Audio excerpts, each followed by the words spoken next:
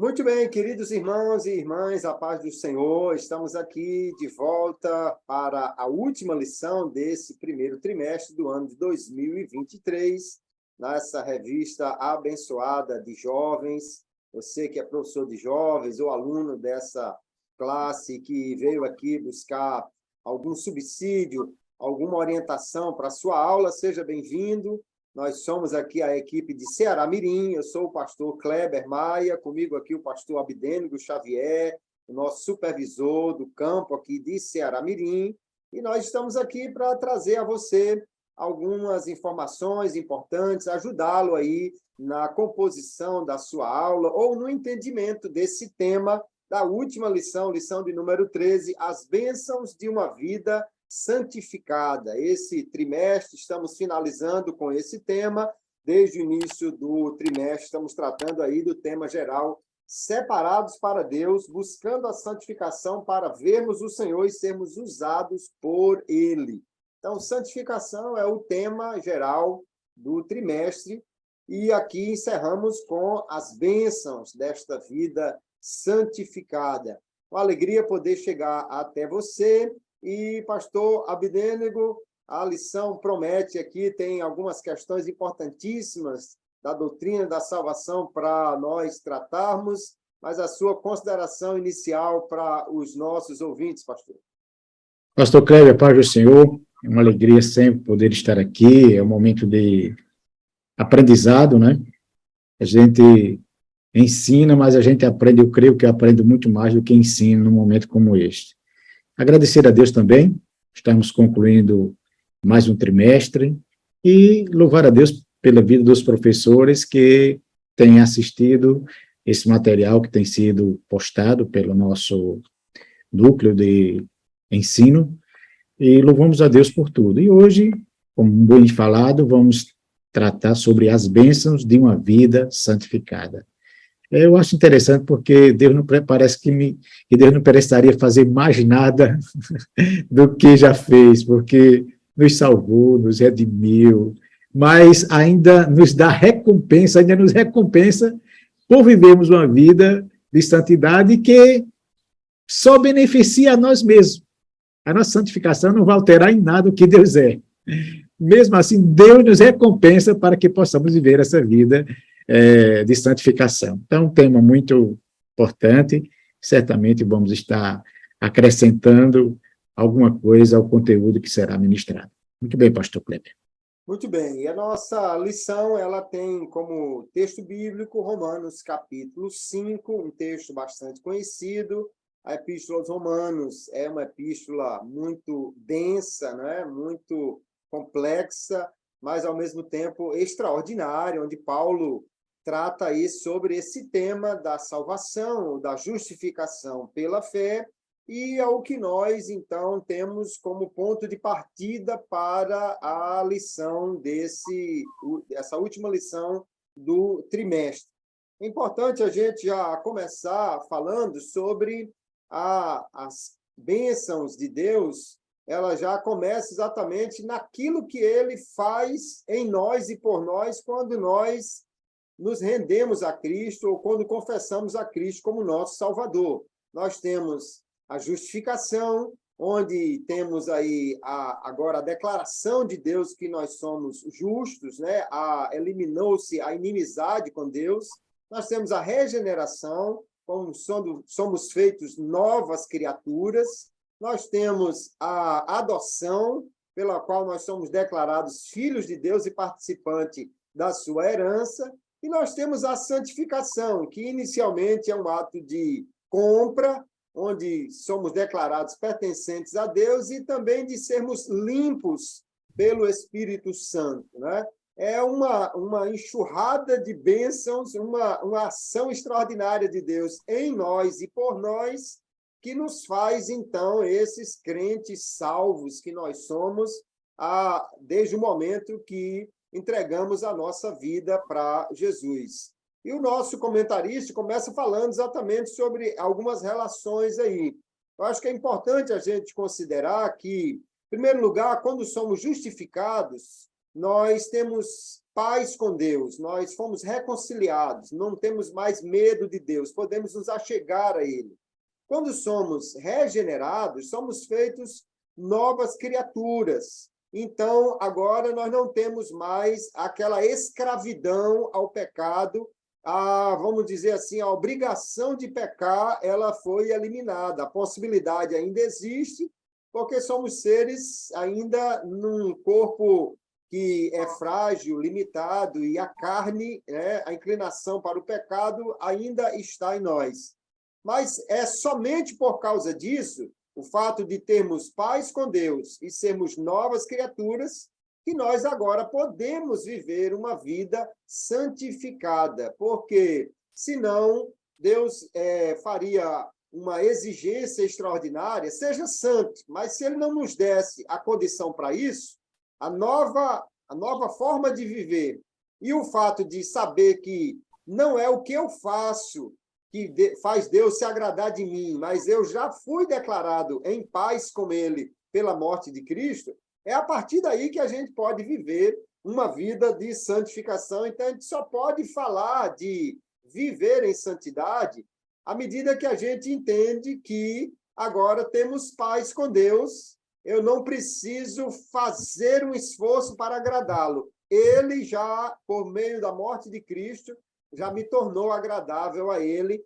Eu diria que é muito mais fácil você agradar alguém sabendo que, na realidade, já é amado e já agrada essa pessoa, do que se você tivesse que simplesmente mudar a opinião de Deus a seu respeito. Isso seria impossível. Então, é muito importante a gente considerar. Já é uma bênção podermos ser santos pelo fato de já termos sido comprados e regenerados, senão seria impossível a gente tentar viver de maneira a mudar a opinião de Deus sobre nós, mas graças a Deus, Cristo já fez isso por nós. Esse início já é bem tranquilizador, não é, pastor? Verdade, pastor Kleber. E, às vezes, a falta de gratidão que é própria do ser humano, ela se dá em razão da falta do conhecimento dos benefícios que a salvação nos proporcionou. Quando nós temos consciência disso, então o nosso nível de exigência, ele naturalmente vai lá para baixo, porque o mais importante já foi feito. Tudo que vier depois disto é algo que está numa escala secundária. E como bem falou aqui o escritor, às vezes a falta de conhecimento disto nos faz desfrutar menos daquilo que nós poderíamos desfrutar. Então, a santificação nos dá, ele colocou aqui com muita clareza, né, esse acesso à graça e à esperança da glorificação final. A alegria da salvação que fortalece o cristão nos momentos de tribulações, e sofrimento, e a salvação presente que garante a santificação final. E sabemos que tudo isso que nós hoje celebramos custou um preço muito alto de alguém que não tem obrigação de pagar. Não foi sem razão que Isaías, já antevendo aquilo que ia acontecer, fala pelo Espírito de Deus, dizendo que o castigo que nos traz a paz, porque é a partir daí onde eu diria que começa todas as coisas, porque a queda lá no Jardim do Éden roubou ou destruiu esse elo de amizade, de paz, de comunhão que havia, e Cristo vem para restaurar tudo isso, e Isaías já descreve que o castigo que nos traz a paz estava sobre ele, e pelas suas pisaduras fomos sarados. Anos mais tarde, quando Paulo escreve aos Efésios, agora já com o fato consumado, ele diz agora, porque ele é a nossa paz, né? É a nossa paz, aleluia, o qual de ambos os povos fez um, derrubando a parede de separação que estava no meio. Que coisa gloriosa! Tudo isso são benefícios que temos recebido pela morte e ressurreição de Cristo na cruz do Calvário. Isso é uma questão que eu acho que, inicialmente, o professor e o aluno dessa lição, ele precisa entender, porque nós, muitos de nós viemos assim, não é o meu caso, eu acho que o senhor também já nasceu num lar evangélico, Mas muitas pessoas vêm de um lar que tem uma tradição católica, por exemplo, ou de outras tradições espíritas e tal, onde muitas vezes Deus é apresentado como alguém que nós precisamos agradar, alguém que nós precisamos nos esforçar. Alguém fala até que Deus é um Deus irado, que você não pode chegar-se a ele, que é preciso encontrar, assim, uma mãe ou alguém mais caridoso que faça uma conciliação com Deus. E aí muita gente, mesmo sendo crente, mas criado nessa atmosfera, ouvindo às vezes, uma formação de religiões que alguém precisa fazer caridade para poder ser aceito por Deus, né? O caso do Espiritismo, por exemplo. Então, ele pensa em Deus como eu preciso me esforçar para agradar a Deus. Então, a vida de santidade passa a ser uma coisa terrível, porque você, como estivesse andando no fio da navalha, qualquer deslize, Deus vai me pegar e eu vou tropeçar de qualquer maneira.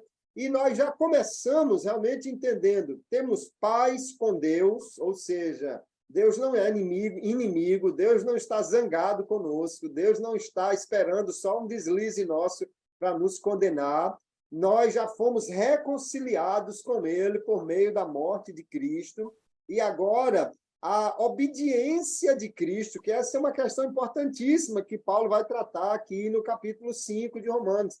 A obediência perfeita de Cristo, ela foi atribuída a nós. Quando Deus olha para mim, por causa da fé em Cristo, ele não está olhando para um rebelde que ele espera a qualquer momento fazer algo que mereça o castigo. Ele olha, na realidade, para um filho querido, amado. Paulo diz em Efésios 1 que ele nos fez agradáveis assim no amado, né? Por causa da sua morte. Então, a partir daí, essa paz com Deus, o acesso a Deus, tudo isso é algo que vai deixar o coração do crente muito mais tranquilo e poder viver não buscando agradar alguém que está procurando um deslize, mas viver da maneira como ele nos dá na sua palavra o padrão que é o melhor para nós e para a nossa vida. Porque paz com Deus aí não é paz simplesmente de espírito, é muito mais reconciliação com Deus para uma vida sem inimizade. E isso é extraordinário, saber que Deus não olha para mim com um olhar reprovador, mas olha para mim como um pai que enxerga um filho na sua caminhada, que tropeça, mas está ali sendo cuidado. É algo extremamente reconfortante. Não dá para a gente não ser grato por causa disso, né, pastor? Verdade. Enquanto o senhor falava, eu me lembrava justamente do drama vivenciado pelo reformador Martinho Lutero antes de conhecer a palavra, a revelação da palavra. Você servia a Deus assustado, com medo. Era uma religião que escravizava, porque nada do que se fazia era suficiente. E isso é normal. Nada do que nós fizermos para ser salvo seria suficiente. Essa salvação não veio pela suficiência das nossas obras, porque elas seriam suficientes. Ela veio justamente por essa atitude gloriosa de Cristo. Eu achei muito interessante aqui, quando no textual o escritor exemplifica muito bem isso, citando Romanos 5,10. Porque se nós, sendo inimigos de Deus, que era o nosso estado anterior, fomos reconciliados com Deus pela morte de seu Filho, muito mais, estando já reconciliados, seremos salvos pela sua vida. É por Cristo, através de Cristo, é tudo por Ele e para Ele, como diz Paulo em seu hino na carta aos Romanos. Como é libertador, como é transformador o conhecimento da doutrina da salvação, não é? Esses aspectos, a regeneração, a justificação, a santificação, são aspectos que eu estava observando, pastor Cléber, que há uma necessidade urgente e gritante de nos aprofundarmos mais nesse tema melhor, porque senão nosso conceito soteriológico, ele vai se tornar, digamos assim, com influência muito forte do romanismo. E até hoje nós vemos isso em muitas pregações, em muitas exposições. É como se o homem tivesse que fazer tudo. Na realidade, tudo já foi feito. O que nós precisamos fazer é desfrutar daquilo que já foi feito através da morte expiatória de Cristo Jesus. Então, os benefícios, as bênçãos de uma vida santificada realmente são enormes, gloriosos, e é preciso que nós tenhamos conhecimento disso. Porque não é suficiente só que existam os benefícios. É importante que conheçamos os benefícios que estão à nossa disposição. É verdade. E aí, veja, a partir dessa perspectiva, nós podemos ler o restante do capítulo que Paulo fala com uma nova visão, totalmente transformada. Porque no capítulo 5 aqui, quando Paulo fala, a partir do verso 3, ele diz que nós nos gloriamos nas tribulações. Se eu achasse que Deus estava contra mim, se eu achasse que Deus era meu inimigo ainda, ou alguém que está ali só esperando eu tropeçar para me castigar, então as tribulações seriam vistas como um castigo, uma punição, o resultado da minha falha. Eu sabia que ia terminar nisso, porque eu sou pecador mesmo, e as tribulações seriam vistas, e ainda tem muito crente que vê tribulações como punição, como castigo, mas Paulo coloca de uma perspectiva totalmente diferente. Ele fala de tribulações como um processo que produz a paciência, né? Ou pelo menos na Revista Corrigida está assim, mas outras traduções, no lugar de paciência, trazem perseverança. Então, na realidade, a tribulação é algo que conduz a uma vida de mais perseverança. A gente pensar naquela árvore que é fustigada pelo vento e, por causa disso, desenvolve raízes mais fortes, né? Uma árvore que está no campo aberto, muito sujeita à ventania, ou ela tomba ou ela desenvolve raízes muito fortes porque ela foi fustigada. Então, vendo dessa forma, eu não fico agora triste com as tribulações, mas eu entendo que é um processo de Deus para me fazer mais firme, mais forte na minha caminhada do Evangelho. E depois essa paciência ou perseverança leva à experiência, que é a maturidade cristã, né? Então, se vemos isso agora, Deus não está me castigando, pelo contrário, Ele me ama. E porque me ama, Ele está me capacitando, me testando, não para ver eu cair, mas para ver eu ganhar experiências e aprofundar as minhas raízes. Isso faz com que a gente olhe para os processos de tribulação de uma maneira, assim, totalmente diferente de quem não entende que está realmente em paz com Deus. E isso deve fazer o crente agora fazer o que Paulo diz, dar graças a Deus porque está na prova, né? Pastor Kleber, isso é verdade. Agora, eu gostaria de aproveitar o momento e lhe fazer uma pergunta, né, dentro dessa temática aqui, tomando por base Romanos 5, 3 e 4, e o escritor diz, na caminhada do crente para o céu, as tribulações são inevitáveis. E o próprio Jesus já fazia essa advertência aos seus discípulos. E começou dizendo, digo-vos isto para que tenham paz. No mundo tereis aflições, mas tende bom ânimo, eu venci o mundo. E tem uns pentecostais que ainda acrescentam, e vós vencereis. Não está lá, mas a gente acredita que vamos vencer sim. Agora, a gente precisa, eu creio que a gente precisa entender que, apesar das tribulações fazerem parte do nosso cotidiano, e já dizia o pastor de saudosa memória, pastor Neco, né? Dizia que o sofrimento ele é um péssimo companheiro, mas é um excelente professor. O salmista chega a afirmar, dizendo que foi bom ter sido afligido. Ele não diz que é bom, ele não coloca a ação no presente, mas no passado. Foi bom ter sido afligido, porque eu aprendi os teus decretos. Agora, a gente precisa diferenciar que existem tribulações que não foi que elas vieram ao nosso encontro. fomos nós que fomos ao encontro delas, com decisões precipitadas, incoerentes com a palavra.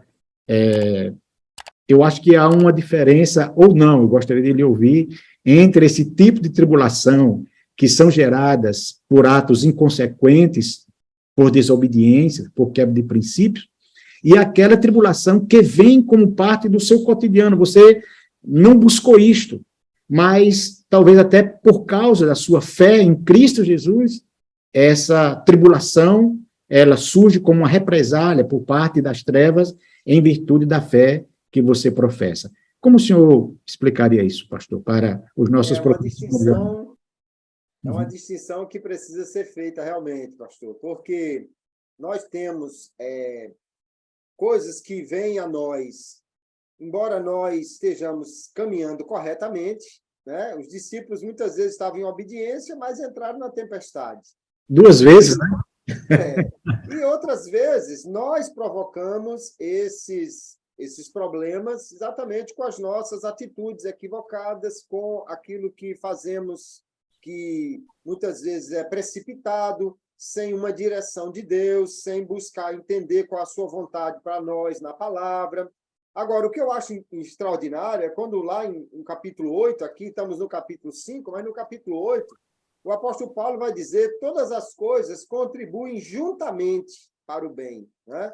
Então, parece que Deus pega as coisas boas e pega as coisas más, aí bate no liquidificador, aí juntamente contribui para o bem, ou seja, mesmo as nossas falhas, Deus usa disso para também nos aprimorar para nosso aprendizado, mas nós não precisamos de cometer falhas para ser aperfeiçoados, porque o processo de Deus ele virá naturalmente. As falhas, pela graça de Deus, podem ser usadas por Ele para nosso aprendizado. Mas, acredite, nós não precisamos dar ajuda a Deus nessa área, não, porque Deus é poderoso para já criar as situações suficientes para nos dar maturidade, para nos dar mais perseverança. É bonito você ver um crente resiliente, um crente... Mas alguém só é resiliente exatamente porque enfrenta provações. Não tem como ser resiliente sem as dificuldades, porque a dificuldade é que vai lhe dar essa força, né? É exatamente o adolescente entender. Você vai para a academia e vai fazer o exercício, é isso que lhe dá a força, a resistência muscular. E, no entanto, é interessante a gente distinguir o que vem de Deus, o que vem de nós, o que vem do inimigo por causa do evangelho, mas compreender que Deus, no final, é aquilo que José vai dizer no capítulo 50 do livro de Gênesis: vocês quiseram fazer o mal, mas Deus transformou em bem, e ali nós vemos como Deus ele é maravilhoso para conduzir esse processo, né? E eu acho que o que vem de Deus já é suficiente para nos capacitar. A gente não precisa estar buscando um bônus aí, fazendo coisa errada. Pelo contrário, a Bíblia nos manda andar de acordo com a vontade de Deus, né? Eu fiz questão de fazer esse adendo, ou essa pergunta, justamente para que alguém não se escore nos seus erros e vivam a vida fora dos parâmetros da palavra de Deus, por entender equivocadamente de que isto vai redundar em vitória, em bênção. Eu creio que esse sofrimento aqui é sofrimento gerado mais por uma ação que vem muitas vezes de fora do que uma que é gerada por dentro. Agora, nós entendemos que mesmo aquelas que, de forma involuntária ou voluntária, por algum momento nós venhamos a praticar, e nós sabemos que todas as nossas atitudes, elas gerarão consequências, sejam elas positivas ou negativas. Ninguém pense que a sua atitude simplesmente vai gerar um estado de neutralidade. Não, toda ação ela gera uma reação. Agora, mesmo quando nós cometemos algo e reconhecemos isto, e nos voltamos para Deus, porque essa é uma atitude daquele que nasceu de novo, né? O pecado passa a ser um acidente e não um estado, e isso vai redundar em crescimento, isso vai redundar em experiência, e isso vai redundar, deve redundar em aproximação. Nós enfatizamos muitas vezes o pecado, e é comum, por exemplo, nós ressaltarmos o pecado que Davi cometeu, mas pouco nós falamos da atitude de Davi após o pecado cometido, como o Salmo 32, Salmo 51, a gente percebe que aquele sofrimento pelo qual ele passou redundou em crescimento espiritual, talvez em um rei melhor, em um pai melhor, em um homem melhor. Eu creio que isso acabou contribuindo para o seu crescimento espiritual. E como nós temos aqui, o crente mesmo enfrentando tribulações, e é comum, nós não somos muito adeptos daquele axioma que é divulgado por uma igreja por aí, pare de sofrer agora, né? Tem um segmento aí cristão que diz, venha para cá, pare de sofrer agora. Eu acho que isso vai acontecer mais quando a igreja for arrebatada. Agora, o crente, mesmo enfrentando tribulações, ele tem a certeza do amor de Deus. E nada é mais reconfortante para a vida cristã do que esse conforto que o Espírito de Deus nos traz nos momentos de tribulação. A gente vê isso com muita clareza lá no Salmo 42. Parece há um monólogo ali do salmista com ele mesmo, que está enfrentando um momento de aflição, de angústia, de tribulação, mas a gente percebe que uma parte dele está atribulada, mas outra parte está alegre. Parece uma coisa assim que você não consegue explicar pela lógica, porque ele chega a dizer, por que estás abatido, ó minha alma, né? Espera em Deus, levante a cabeça, pois ainda o louvarei. A gente percebe nisso aí esse conforto provocado pela certeza do amor de Deus. Você não está só. O fato de estarmos sofrendo não significa dizer que estamos sozinhos. Muitas vezes é a oportunidade que Deus está criando para manifestar o seu amor e a sua graça, porque o sofrimento, ele muitas vezes nos reconduz a um lugar de onde nós nunca deveríamos ter saído. O sofrimento nos faz lembrar que somos frágeis, que somos necessitados, que somos carentes, que não somos super-homens, que somos vulneráveis e que se não é a graça de Deus sobre a nossa vida, então nós nem aqui estaríamos. É verdade. E é muito importante a gente observar exatamente como o apóstolo Paulo está tratando disso, né? De falar sobre o amor de Deus derramado em nossos corações e dizer que o final desse processo de tribulação que gera perseverança, que gera maturidade, que isso leva à esperança, né? Ou seja, nós, tendo a certeza que Deus nos ama, entendemos que o processo pelo qual estamos passando de tribulação, ele é temporário, ele é apenas algo que acontece enquanto estamos aqui nesta terra, e, além disso, não vai ser todo o tempo, porque nós temos a certeza da esperança maior, que é a volta de Jesus, para vivermos com ele para sempre, além da esperança que temos de, em qualquer tempo, Deus nos dá o refrigério, Deus nos dá mais da sua graça, sua bênção.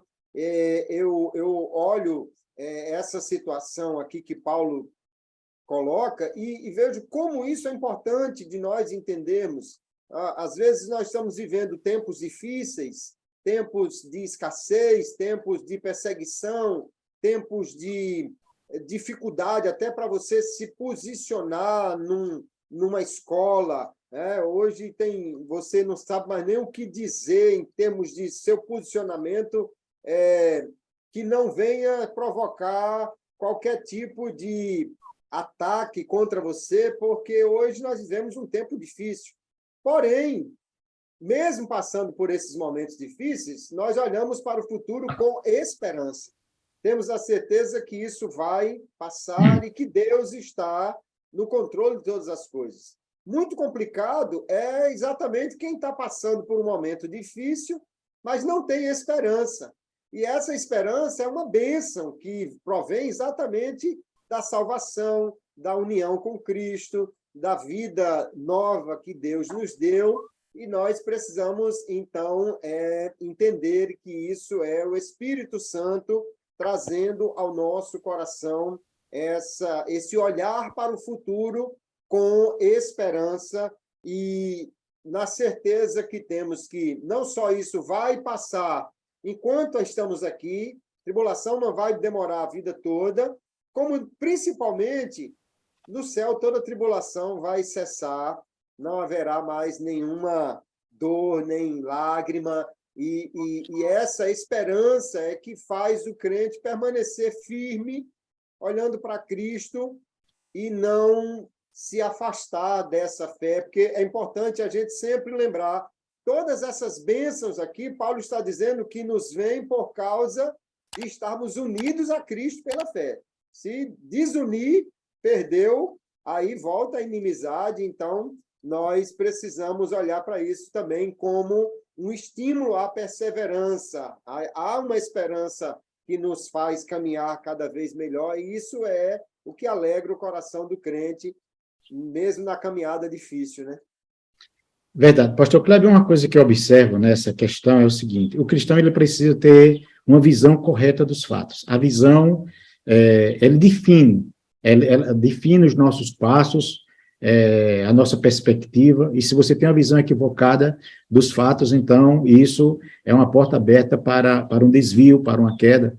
E eu observo o seguinte: primeiro, o sofrimento, ele é no momento, do tempo presente. Eu não posso fundamentar a minha vida e nem o amor de Cristo por um momento. Eu tenho sempre que ter uma visão do passado e preciso ter uma visão do futuro, porque às vezes o presente não me diz muita coisa, mas o passado me diz, e o futuro também me diz. E o passado me diz que eu não posso ter dúvida, mesmo que o momento seja de dor, de sofrimento, de tribulação, mas o passado me diz, e eu não posso ter dúvida, de que Jesus me ama, que Jesus nos ama. O amor de Deus é provado por nós, está bem aqui na lição, através da morte vicária de Cristo Jesus. E essa palavra vicário, eu creio que todos vocês sabem muito bem, que é substitutiva, né? Alguém que substituiu essa morte que era para mim, Jesus tomou sobre si e morreu em meu lugar.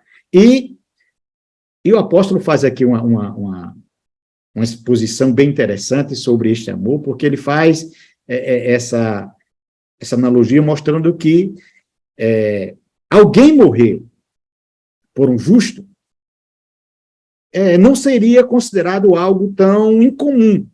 Nós temos inúmeras histórias de alguém que morreu por outra. Mas qual era a razão? Porque amava, porque admirava, porque aquela pessoa havia feito algo incomum para ela e ela se sentia tão grata que não teve maiores dificuldades de, num momento, dar a vida por ela.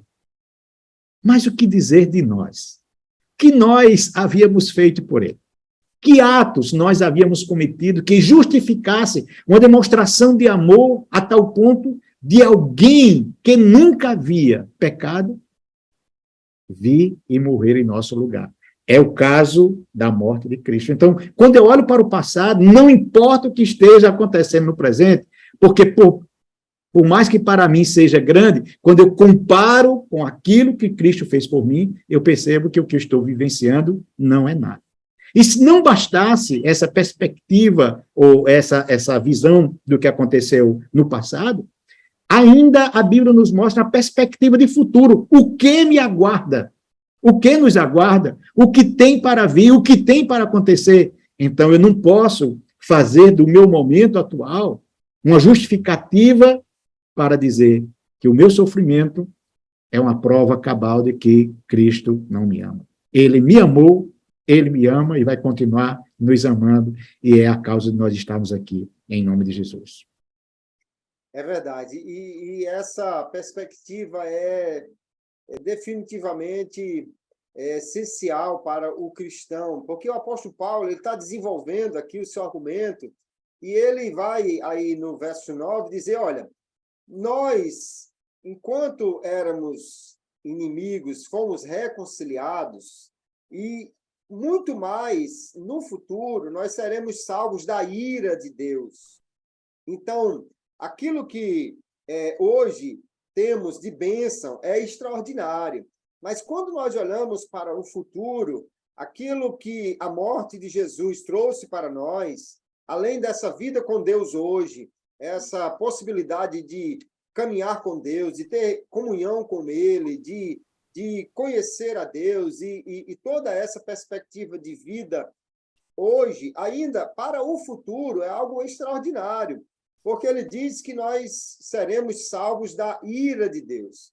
A ira de Deus é uma coisa que nós, às vezes, não paramos para pensar nisso, mas quando Cristo, lá no Getsemane, ele diz, se é possível, passa de mim esse cálice, nós entendemos que Jesus não estava com medo de morrer.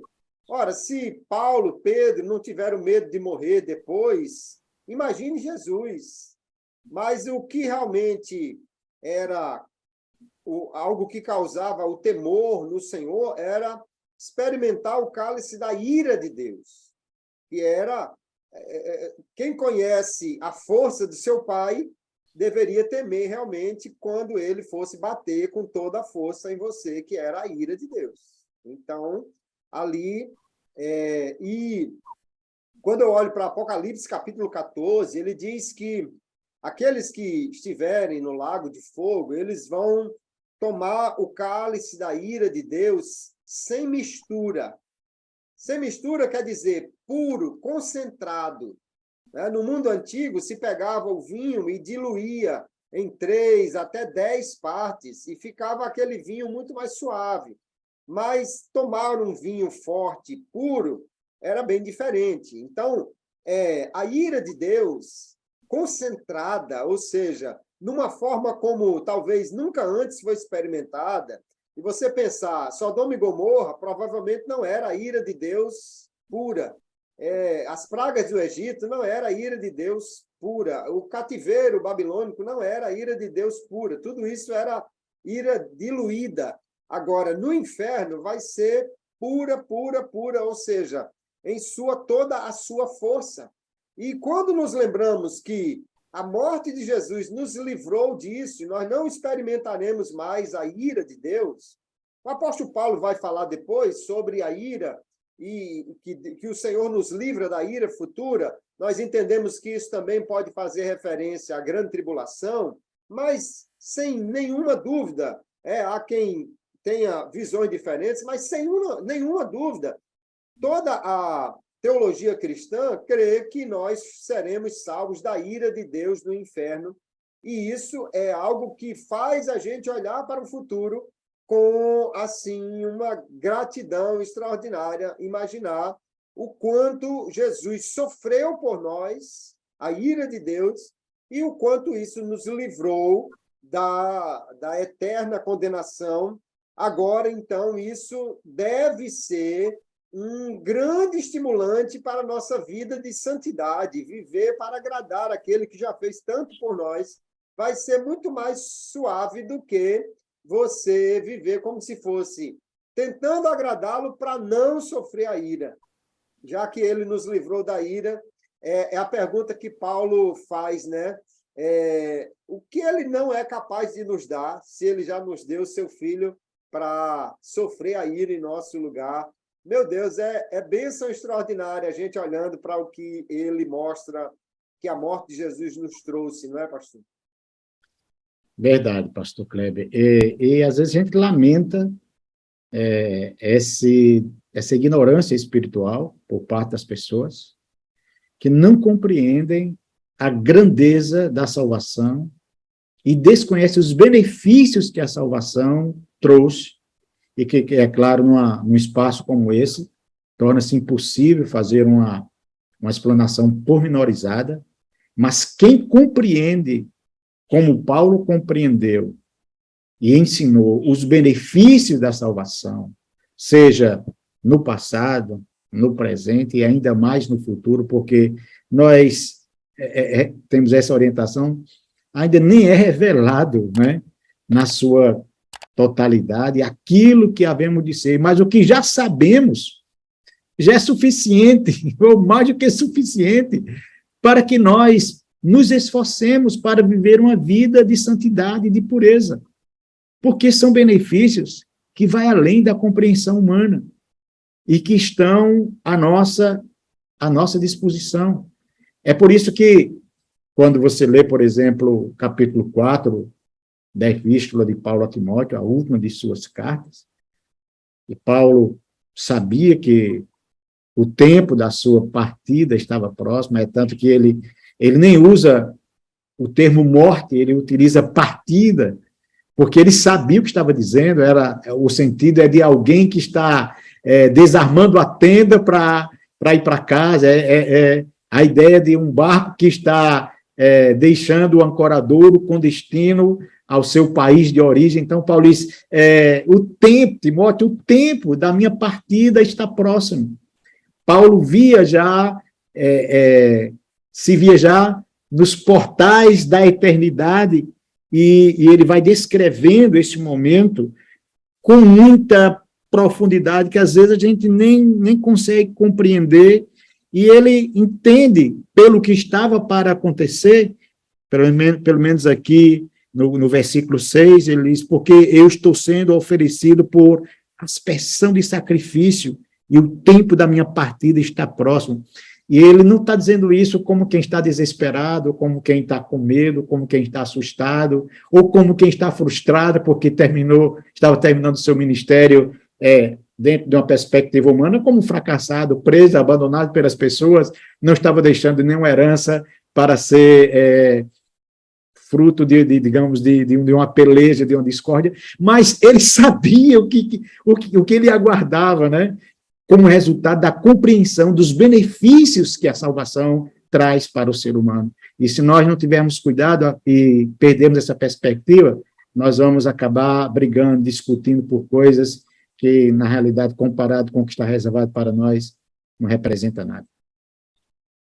É verdade. E aí, tudo isso é importante que o nosso aluno, o professor na classe destaque, a título de revisão para um entendimento aqui, já caminhando para o final do nosso comentário. Em primeiro lugar, é muito importante entender tanto a justificação, que é aquilo que Deus nos fez por nós ao nos declarar justos, quanto a santificação, que é o processo que, a partir da regeneração, nós somos transformados em novas criaturas, somos limpos pelo Espírito Santo para viver para Ele.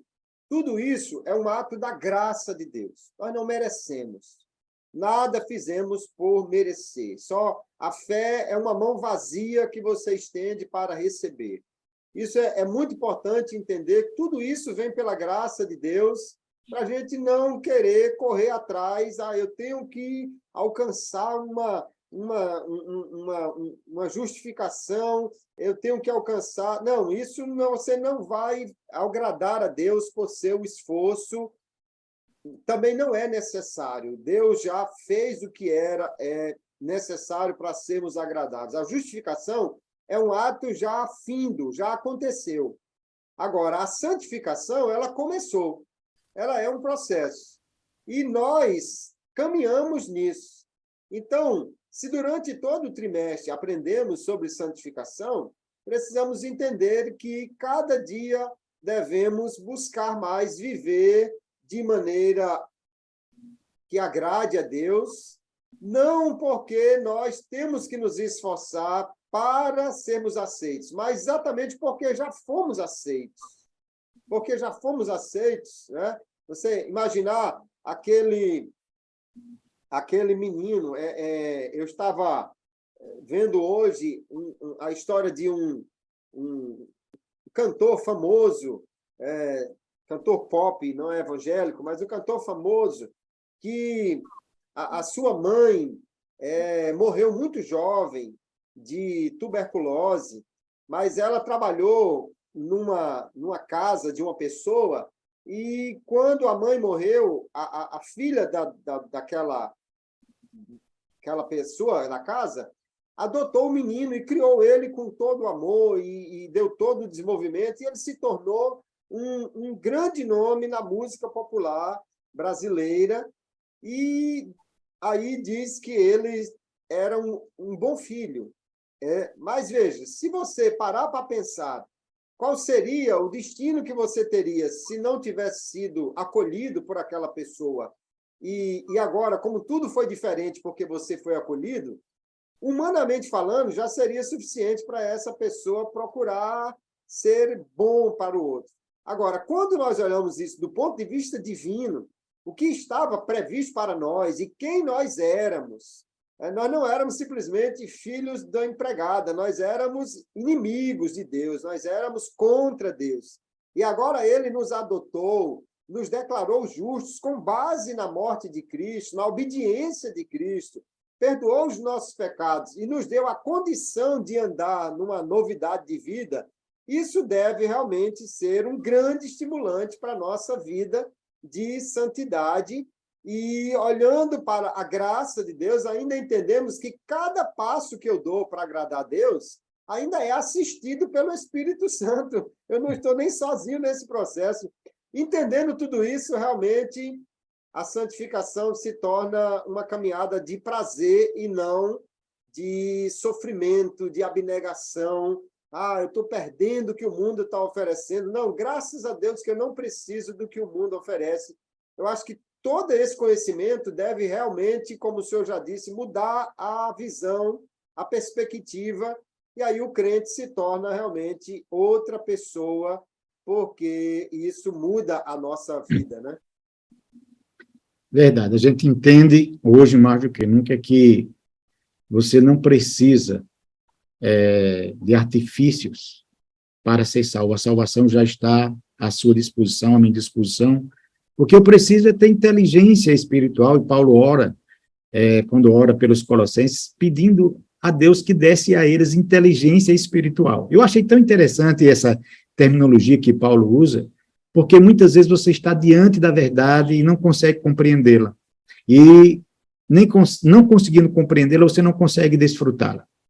E aquilo que poderia ser um instrumento de bênção na sua vida, acaba muitas vezes se transformando num instrumento, às vezes até de sofrimento. Então, quando eu olho para tudo isso que Jesus fez, eu entendo que tudo que eu posso fazer é desfrutar da salvação, da graça que está à minha disposição, vivendo à altura daquilo que o Senhor já me deu condições para viver. Porque Deus nunca nos mandou fazer algo sem que antes não nos desse as condições para realizar, e nunca nos mandou fazer algo e nos deixou só. Então, tudo que Deus exige de nós, Ele nos oferece os recursos para que aquilo seja feito. Eu lembro-me, para concluir aqui a participação, estava lendo dias passados, que quando Alexandre o Grande estava em suas campanhas de conquista, de repente chegou um dos seus capitães e denunciou para ele um soldado que estava se comportando de uma forma imprópria. E ele chamou aquele soldado, e o soldado, muito temeroso, porque sabia que ia ser punido, né, pelo seu modo de viver, e Alexandre se volta para ele, tendo conhecimento do que ele havia feito, e perguntou: qual é o seu nome? Ele disse: meu nome é Alexandre. Ele disse: você tem duas alternativas. Ou você muda de nome, ou você muda de vida. Porque a sua vida é incompatível com o nome que você tem. Então, o cristão, ele precisa tomar decisões. Viva uma vida compatível com a posição que Deus lhe deu. Porque condições para isso, Ele também nos deu. E o Espírito Santo nos ajuda a sermos aquilo que Deus espera que sejamos, não porque isso vá afetar o que Deus é, mas porque isso vai contribuir para que nós sejamos aquilo que Deus quer que nós sejamos. Um grande abraço, pastor Kleber, uma alegria enorme, um aprendizado aqui extraordinário. E um abraço também aos nossos queridos professores. E até o nosso próximo trimestre estaremos juntos outra vez, né, pastor Cléber? É verdade, é uma alegria poder estar aqui aprendendo, compartilhando aquilo que Deus nos deu. A oração que fazemos é que Deus, cada dia, nos ajude a compreender melhor a sua palavra e aplicar isso à nossa vida. Eu creio que uma questão importante para se pensar na última lição de um trimestre é nós buscarmos entender, mudamos alguma coisa ao longo desse trimestre? Em que esse conhecimento ele impactou a nossa vida? Eu creio que os professores devem levar essa questão para suas classes, né? Será que depois de um trimestre estudando sobre santificação, nós continuamos a mesma vida ou nos santificamos mais? Porque se nada mudou, então o que estamos fazendo com esse conhecimento, né? E como o senhor disse muito bem, Cristo nos dá tudo o que precisamos. Eu gosto quando Pedro diz no capítulo 1 da sua segunda epístola, tudo o que nós precisamos para a nossa vida e piedade, ele já nos deu. Então, nós precisamos agora fazer uso dos recursos que Deus nos deu, a graça, o amor, aquilo que o Espírito nos capacita, e aí poderemos viver realmente de forma plena aquilo que o Senhor tem para nós.